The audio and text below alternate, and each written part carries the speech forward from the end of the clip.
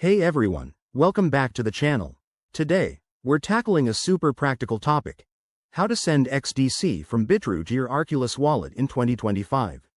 If you're into crypto, you know how important it is to move your assets securely, especially with the evolving landscape of blockchain tech. Whether you're a beginner or have some experience, this step-by-step guide will make the process straightforward and stress-free. Let's dive right in. First things first, make sure you have accounts set up on both Bitrue and Arculus Wallet. Start by logging into your Bitrue account. Once you're in, head over to the Wallets or Assets section to locate your XDC holdings. Double-check that you have enough XDC to cover any network fees. Nobody wants surprises. Next, open your Arculus Wallet app or website. Go to the Receive section for XDC. This is crucial. Copy the exact wallet address provided. Remember, crypto addresses are case-sensitive, so be precise to avoid any mishaps. Pro tip: always verify the network. XDC should be on the XDC network to ensure compatibility.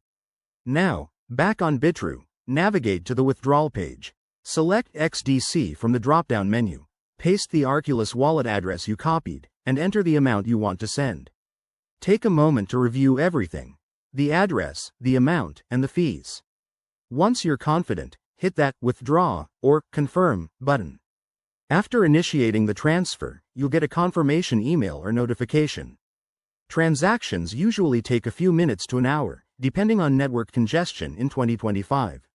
Keep an eye on your Arculus wallet to confirm when the XDC arrives.